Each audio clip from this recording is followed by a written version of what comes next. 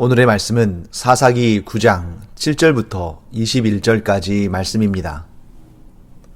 사람들이 요담에게 그 일을 알림해 요담이 그리심 산 꼭대기로 가서 서서 그의 목소리를 높여 그들에게 외쳐 이르되 세겜 사람들아 내 말을 들으라. 그리하여야 하나님이 너희의 말을 들으시리라. 하루는 나무들이 나가서 기름을 부어 자신들 위에 왕으로 삼으려 하여 감람나무에게 이르되 너는 우리 위에 왕이 되라 하매 감람나무가 그들에게 이르되 내게 있는 나의 기름은 하나님과 사람을 영화롭게 하나니 내가 어찌 그것을 버리고 가서 나무들 위에 우쭐대리요 한지라.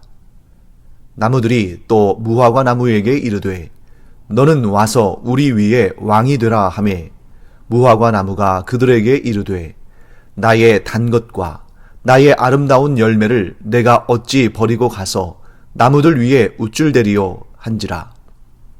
나무들이 또 포도나무에게 이르되 너는 와서 우리 위에 왕이 되라 하매 포도나무가 그들에게 이르되 하나님과 사람을 기쁘게 하는 내 포도주를 내가 어찌 버리고 가서 나무들 위에 우쭐대리요 한지라. 이에 모든 나무가 가시나무에게 이르되 너는 와서 우리 위에 왕이 되라 하매 가시나무가 나무들에게 이르되 만일 너희가 참으로 내게 기름을 부어 너희 위에 왕으로 삼겠거든 와서 내 그늘에 피하라. 그리하지 아니하면 불이 가시나무에서 나와서 레바논의 백향목을 사를 것이니라 하였느니라. 이제 너희가 아비멜렉을 세워 왕으로 삼았으니 너희가 행한 것이 과연 진실하고 의로우냐? 이것이 여룻바알과 그의 집을 선대함이냐? 이것이 그의 손이 행한 대로 그에게 보답함이냐? 우리 아버지가 전에 죽음을 무릅쓰고 너희를 위하여 싸워 미디안의 손에서 너희를 건져냈거늘 너희가 오늘 일어나 우리 아버지의 집을 쳐서 그의 아들 70명을 한 바위 위에서 죽이고 그의 여종의 아들 아비멜렉이 너희 형제가 된다고 그를 세워 세겜 사람들 위에 왕으로 삼았도다.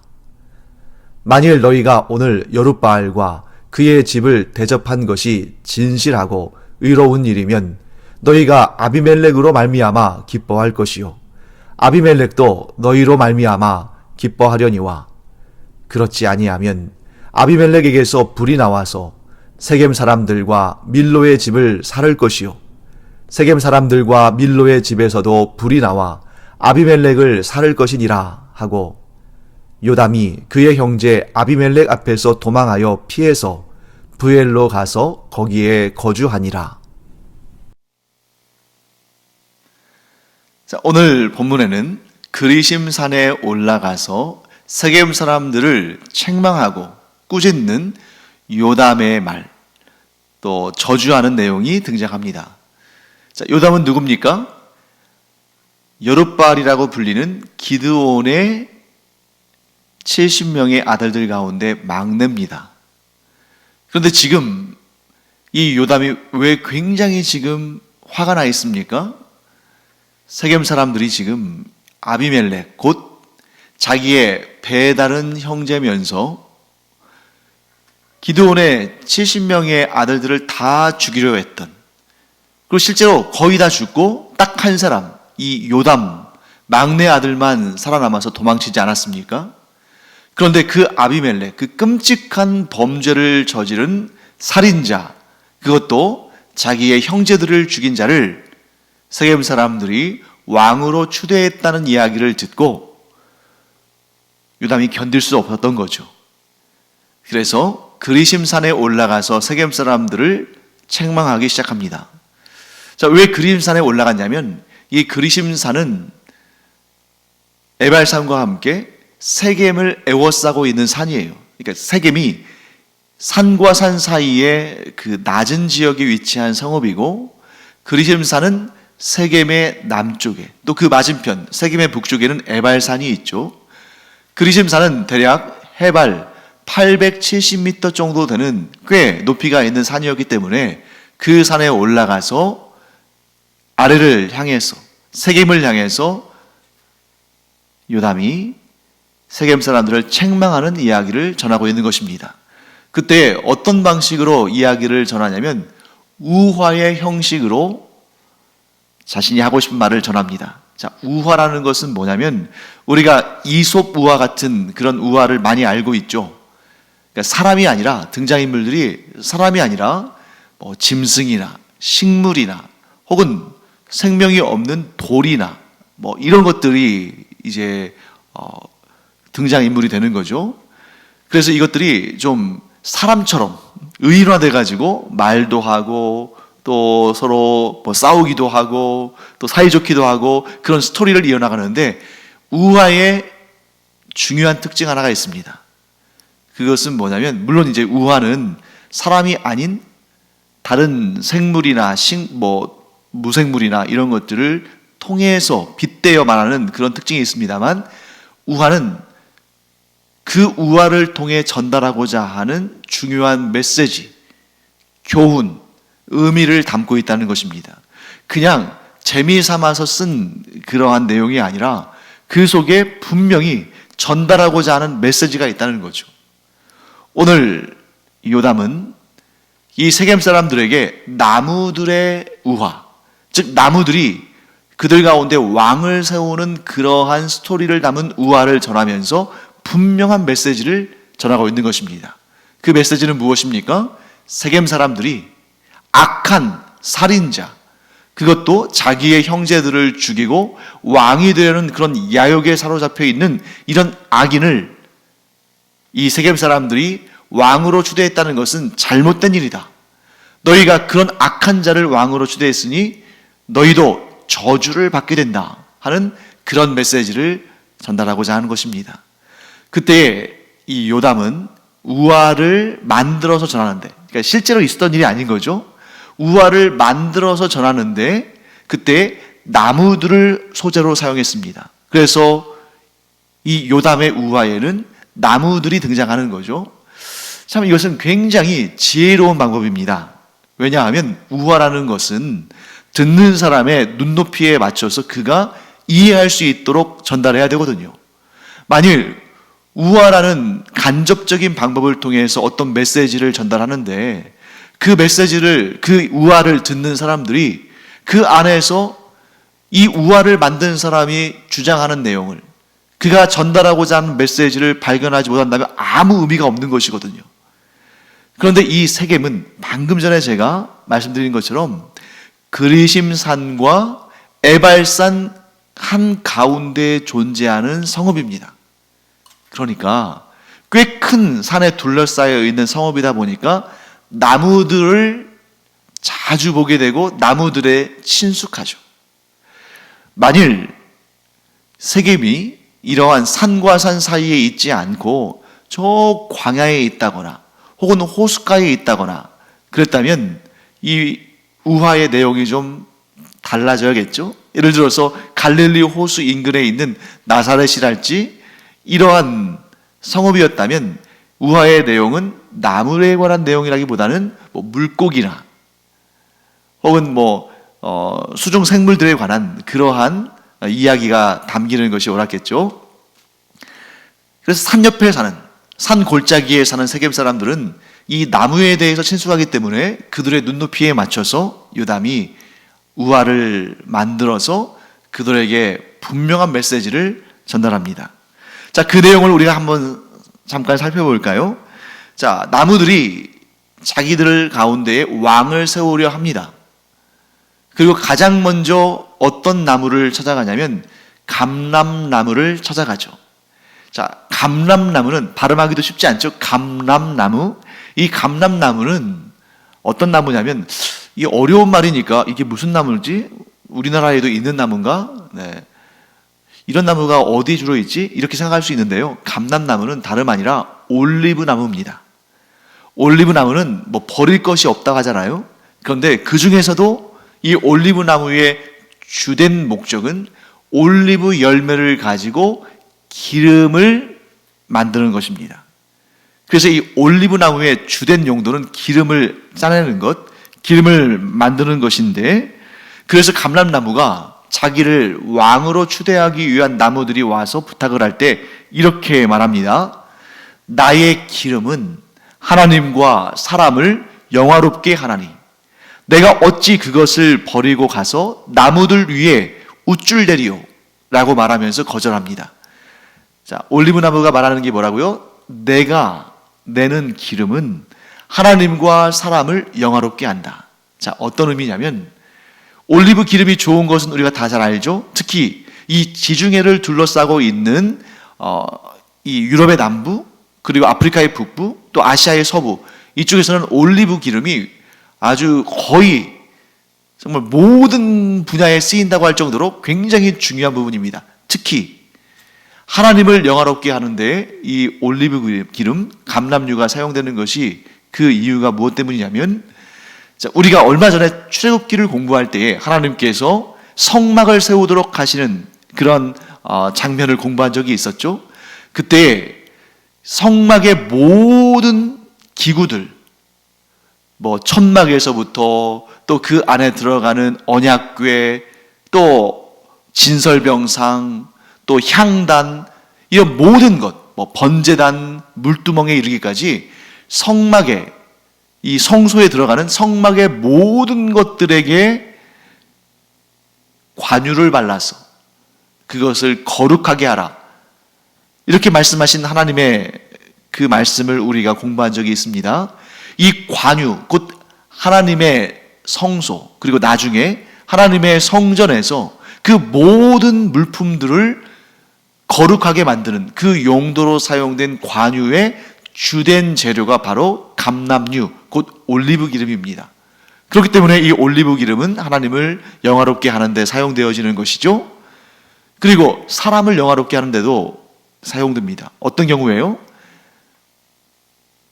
제사장, 선지자, 왕과 같이 하나님께서 택하신 자들을 세울 때에 기름을 붓고, 또 사람이 어디가 아프거나 할 때에도 이 기름을 통해서 치료하는 그런 용도로 아주 귀하게 사용된 것이 감람유, 곧 감람나무에서 나오는 기름입니다. 그러니 지금 이 감람나무가 하는 말은 뭐냐면, 내가 나의 열매로 만드는 기름이 얼마나 소중하고 얼마나 귀한 것인데, 내가 이 귀한 것을 버리고 왜 나무들에게 가서 그들 위에 우쭐대겠느냐. 즉 나는 내가 맡은 이 사명이, 나의 부르심이 너무도 귀하고 복되고 아름답기 때문에 이것을 내가 뺏기고 싶지 않다. 또 이것을 포기하고 나무들 위에 가서 우쭐대는 거, 나 그거 원치 않는다. 자, 여기에서 나무들 위에 우쭐댄다, 뭘 비꼬는 말일까요? 네, 아비멜렉이 자기가 스스로 왕이 되었다고 사람들 앞에서 우쭐대는 모습을 이렇게 좀 비꼬는 그런 내용인 거죠. 그래서 소중한 하나님의 직분을 맡은 자들, 하나님께 존귀하게 쓰임받는 자들은 그렇게 아비멜렉처럼 하나님께서 기뻐하지 않으시는 그 일, 곧 사람들 앞에서 우쭐대며 스스로 왕이 되어서 하나님을 몰아내고 자기 자신이 그 하나님의 영광을 가로치는 그러한 패역한 일 따위에는 거룩한 하나님의 사람들은 관심이 없다. 이것을 드러내고 있는 것입니다. 다음으로 찾아간 나무는 어떤 나무입니까? 무화과 나무죠. 무화과 나무는 동일한 요청을 받고 이렇게 거절합니다. 나의 단 것과 나의 아름다운 열매를 내가 어찌 버리고 가서 나무들 위에 우쭐대리요. 자, 무화과 나무가 거절하는 이유는 자기의 열매가 달기 때문에, 자기의 열매가 아름다운 것이기 때문에 자신의 그 부름받은 그 직분, 그 사명, 자신의 그 자리를 떠나고 싶지 않다 하는 것입니다. 자, 무화과 나무는 다른 말로 말하면 뭐냐면 이스라엘 사람들이 가장 즐겨 먹는 열매입니다. 과일인 것이죠. 그래서 이 무화과 나무를 이스라엘 사람들은 너무 사랑했어요. 왜냐하면 이 무화과 나무에서 풍성하게 열리는 그 열매를 가지고 가을, 겨울, 그리고 또 이것을 말려서 그 다음 해까지도 먹을 수 있었거든요. 그래서 말린 무화과가 이 지역의 특산품입니다. 우리가 이 복음서에 예수님께서 잎만 무성하고 열매를 맺지 못하는 무화과 나무를 저주하신 내용을 우리가 본 적이 있잖아요. 이처럼 풍성한 열매는 이스라엘에게 행복을 주고 또 이스라엘 백성들은 가을에 이 무화과 나무를 풍성하게 수확한 다음에 그 가운데 또 10의 1을 떼어서 하나님께 드리는, 그러니까 이 무화과 나무는 하나님을 기쁘시게 하고 사람들을 행복하게 하는 그런 나무인 것입니다. 이런 존귀한 역할을 하고 있는데 내가 뭐하러 나무들에게 가서 그들의 왕이 돼서 그들 위해서 우쭐거리겠느냐. 나는 그런 거 관심 없다. 하나님께서 나에게 주신 이 소중한 열매를 가지고 하나님을 기쁘시게 하고 사람들을 행복하게 하는 것이 나는 더 좋다 하고 얘기하는 것입니다. 자, 이런 마음을 가진 사람이 누구겠어요? 요담 같은 사람이겠죠. 반면에 이런 마음 갖지 않고 하나님께서 자기에게 맡기신 그 사명과 비전은 나 몰라라 하고 욕심이 잉태해서 오히려 자기에게 소중한 은사와 소중한 지위와 비전을 주신 하나님을, 그런 하나님을 향해서 쿠데타를 일으켜서 하나님의 자리를 탈취하는 그런 아비멜렉 같은 사람, 나는 되고 싶지 않다 하고 말하는 것입니다. 자, 그 다음에 세 번째로 찾아간 나무는 포도나무죠. 포도나무는 너무나 우리가 분명히 알지 않습니까? 포도 열매를 그냥 먹기도 하고 또 포도를 말려서 건포도를 먹기도 합니다만, 그래도 포도나무의 가장 중요한 역할은 포도주 혹은 포도즙을 내는 것이죠. 그래서 이 이스라엘은 우리가 잘 알다시피 수량이 풍부하지 않고 또 수질이 그렇게 깨끗하지 않기 때문에 이들에게 있어서 포도즙 혹은 포도주는 발효시키지 않은 것은 포도즙이고 발효시킨 것은 포도주가 되겠죠. 그들에게 굉장히 중요한 음료이면서 또한 굉장히 중요한 행사 때에 사용하는 귀한 액체인 것입니다. 그래서 혼인잔치, 우리 예수님께서 첫 번째 기적을 베푸셨던 가나의 혼인잔치와 같이 그 잔치에 온 사람들은 모두 무엇을 바랍니까? 질 좋은 포도주를 기대하죠. 잔치가 있을 때나 또는 중요한 일이 있을 때 이 좋은 포도주를 내는 것을 미덕으로 여기는 것입니다. 또 한 가지, 이 포도주, 포도나무의 열매로 만드는 포도주는 하나님을 섬길 때도 반드시 필요한 것입니다. 자, 하나님께서 제물을 받으실 때에 보통 이제 제사를 드릴 때에 짐승의 제사를 주로 드리죠. 그래서 뭐 소나 양이나 염소 같은 이러한 짐승들을 하나님께 번제로 혹은 뭐 화목제물로 이렇게 드립니다. 그런데 짐승의 제사만 하나님께 드리는 것이 아니라 곡식의 제사, 소제라고 하죠. 그리고 액체로 드리는 제사가 있는데 그것을 우리가 전제라고 합니다. 전제에 쓰임받는 액체는 주로 뭐겠어요? 포도주죠. 아주 질 좋은 포도주를 하나님께 드립니다.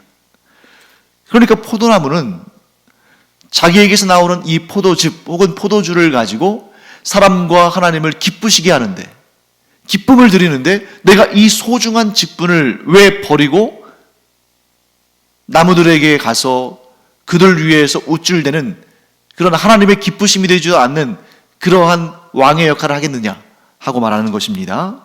결국 감람나무도 그리고 무화과나무도 그리고 포도나무도 왕이 될 만한 것 같은 그런 좋은 것을 지닌 나무들이 다 거절합니다.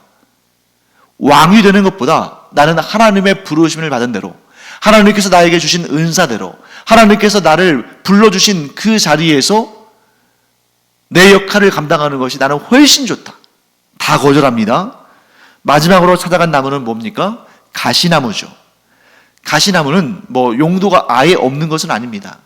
가시나무는 가시가 있기 때문에 울타리로, 즉 도둑이 침입하지 못하게 만드는 그 울타리로 쓰임 받거나 혹은 땔감으로 쓰임 받습니다. 그런데 이 가시나무는 사람들을 찌르고 경제성이 별로 없기 때문에 보통은 가시나무가 더 크고 자라기 전에 어린 묘목일 때 뽑아버리는 그런 나무입니다.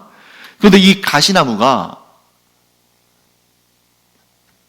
어떤 문제를 가지고 있는지를 우리는 잘 아는데 어떤 문제냐면 가까이 갈수록 찔리기 쉽다는 거죠. 가까이 갈수록 찔리기 쉽다.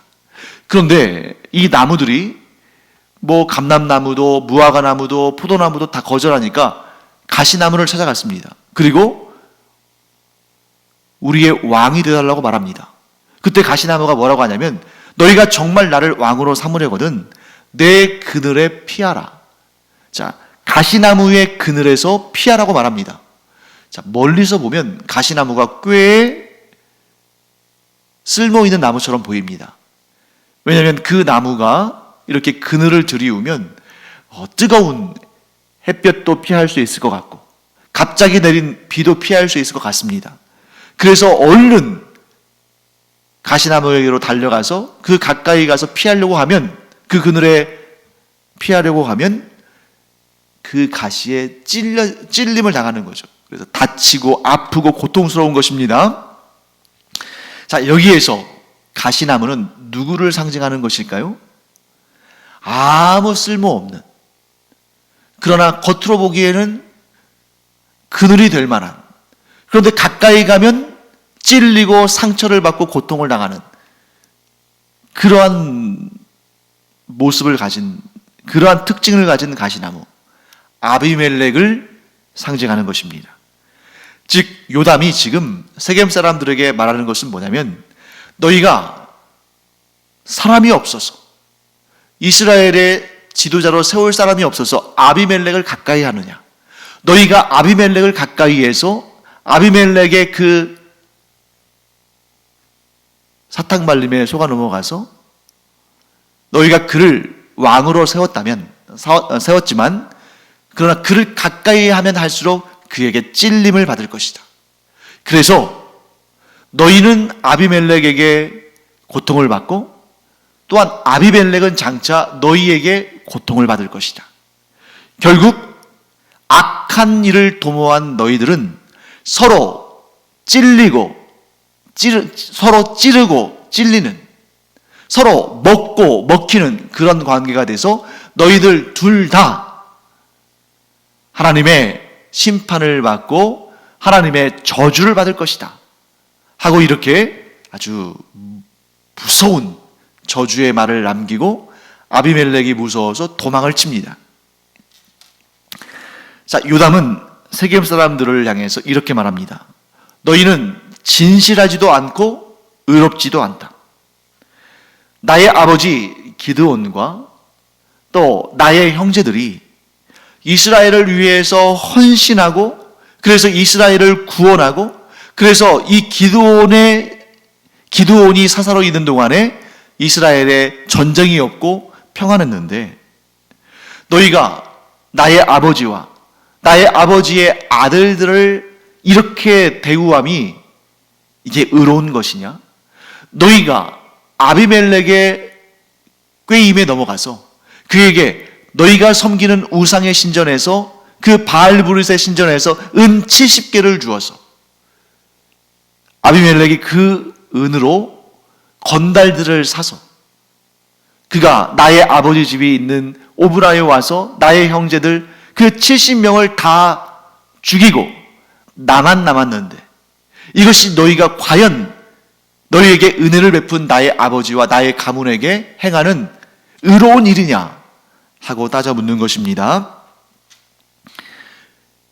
이 세겜 사람들은 의롭지 못했습니다. 그들이 기드온과 그의 가문의 도움을 받고 은혜를 얻고 구원을 받았음에도 불구하고 도리어 아비멜렉의 그 충동질에 넘어가서 그에게 돈을 주고 은을 주고 그를 왕으로 추대하고 결국 그 아비멜렉을 통해서 기드온의 가문은 다 무너지게 생겼는데, 그렇게 악한 일을 한 아비멜렉을, 사람을 죽인 수없이 많이 70명 가까이 죽었으니까요. 그렇게 많이 죽인 아비멜렉을, 그것도 자기의 형제들을, 물론 배다른 형제들입니다만 형제들을 죽인 아비멜렉을 너희가 왕으로 세웠으니 그것은 결코 의롭지 못하며 하나님은 너희들의 그 악함을 아시고 반드시 징벌하실 것이다 하고 이야기하는 것입니다.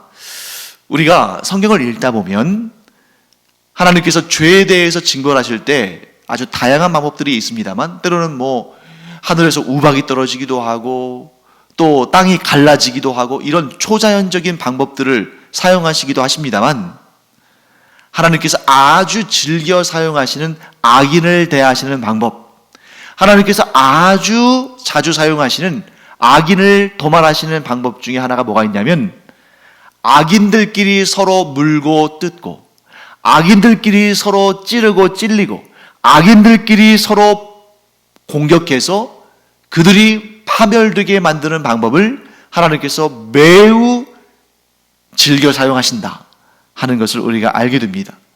물론 때로는 하나님께서 의로운 자들을 통해서 악인들을 징벌하시고 심판하기도 하시지만, 대부분의 경우에는 의로운 자들의 손에 피를 묻히지 않으시고 악인들이 자기들끼리 손에 피를 묻혀가며 스스로를 파멸시키는, 서로를 징계하고 서로를 징벌하는 하나님의 도구로 쓰임 받는, 그러니까 자기 자신이 징벌을 받는데 자기 자신이 또한 도구가 되어서 악인들끼리 서로 싸우고 다투고 찌르고 물고 물리는 그런 방법을 하나님께서 자주 사용하신다 하는 것입니다. 그때 하나님께서 하나님의 백성들, 하나님의 은혜를 얻은 자들, 하나님께 구원받은 자들에게 뭐라고 말씀하시냐면 이렇게 말씀하시죠. 너희는 가만히 있어. 오늘 내가 너희들을 위해 하는 일을 보라. 하나님은 이런 방식을 즐겨 사용하신다는 것입니다. 그래서 의로웠던 자, 물론 문제도 좀 있었지만 그러나 공을 세우고 하나님을 섬기고 하나님의 귀한 사사로 쓰임받았던 기드온, 또한 그에게 남은 막내 아들 요담을 위해서 하나님께서 어떻게 하시냐면 기드온을 선대하지 아니하고 그의 아들들을 죽음으로 몰아넣은 그런 악한 일을 하는 데에 공조한 공범인 이 아비멜렉과 세겜 사람들을 동시에 하나님께서 징벌하시는데, 그들끼리 서로 다투고 싸우고 그들끼리 서로 믿지 못하고 그들끼리 서로 적이 되고 원수가 되는 그런 방법을 사용하신다 하는 것을 보게 됩니다. 사랑하는 성도 여러분, 우리도 살다 보면 굉장히 억울한 일을 당하고 악인들로 인해서 마음 상할 때가 있잖아요. 기다려 보십시오. 둘 중에 하나입니다. 하나님께서 그들 안에 회개의 영을 불어넣으셔서 그들이 회개한다면 그들이 우리에게 사과할 겁니다. 사실은 그것이 가장 좋은, 가장 은혜로운 방법이죠. 하지만 그의 마음이, 그 악한 자의 마음이 계속해서 완악해서 하나님께서 주시는 돌이킴의 기회를 살리지 못한다면 하나님은 반드시 그가 그보다 더 악한 자의 악함을 통해서 징벌을 받게도 하시고, 또는 그와 같은 악한 자들끼리 서로 싸우고 다툼으로 인해서 그들이 자신들의 죄에 대한 대가를 치르게 하시고, 공의의 하나님께서는 이와 같이 불의한 일에 대해서 반드시 판단하시고 심판하시고 그 죄값을 물으신다 하는 것을 우리가 알게 됩니다. 그때 우리는 우리 손에 피를 묻힐 필요가 없습니다. 곧 우리가 우리에게 악을 행한 자들을 향해서 좋지 않은 말을 하고 응징하고 내 손으로 보복하고 그렇게 할 필요가 없다는 거예요. 우리 손에 피를 묻힐 필요 없이 악인들끼리 스스로 피를 묻히며 서로를 파멸하게 하는 그날을 또한 보게 될 것입니다. 사랑하는 성도 여러분, 그렇기 때문에 우리는 나에게 악을 행한 자들을 향해서 내가 막 분을 이기지 못해서 너무 억울해서 그들을 향해서 저주를 퍼붓고 그들을 향해서 은밀하게 보복을 꾀하고 복수하고 이렇게 하지 말고 모든 판단과 심판과 응징과 처벌은 하나님께 있으니 하나님께서 어떻게 행하실지를 바라보며 우리 마음으로는 범죄하지 않는 그러한 하나님 앞에 경건한 하나님의 사람들이 되기를 간절히 축원합니다. 여기에서 더 우리가 성숙할 수 있다면 나에게 악을 행한 자를 내가 마냥 미워하고 마냥 저주하고 마냥 싫어하고 용서하지 못하고 하는 것이 아니라 하나님께서 그들을 용서해 주시기를 부디 그들 안에 회개의 심령이 일어나서 회개의 마음이 일어나서 하나님께도 회개하고 나에게도 사과하고 그래서 이 관계가 하나님의 은혜 가운데에 모두 살아나는 모두 덕이 되고 복이 되는 그런 관계가 되기를 기도하는 성숙한 그리스도인들이 되기를 간절히 축원합니다. 기도하겠습니다. 하나님 감사합니다. 저희가 예수님을 더욱 닮아가기를 원합니다. 그래서 예수님처럼 분명히 죄는 그 대가가 따르기 마련이므로 우리에게 죄를 행한 자들에게는 하나님의 은혜와 긍휼이 임해서 그들이 회개하고 그 죄로부터 건지움을 받고 구원받기를 원합니다. 또한 저희도 죄짓지 아니하고 하나님 안에서 항상 경건하고 의로운 자들로 하나님의 칭찬을 받는 자들로 살게 하여 주시옵소서. 감사드리며 예수님의 이름으로 축복하며 기도합니다. 아멘. 기도하는 시간입니다. 기도하는 시간에 우리는 우리 자신을 돌아보며 더욱 경건한 자로 하나님 앞에 서기를 기도하고 또한 우리에게 악을 행한 자가 있다면 예수님의 마음을 품고 그들을 위해서 또 기도하는 분명히 그들이 그 죄를 뉘우치지 않으면 하나님의 엄중하신 심판과 징벌을 받을 텐데 그건 감당할 수 없을 텐데 그들이 속히 돌이켜서 하나님께 회개하고 나에게도 사과하는 그래서 모든 것이 회복되는 그런 역사를 위해서 기도하고 그 역사가 우리의 삶에서 이루어지는 그런 은혜가 있기를 바랍니다. 기도하겠습니다.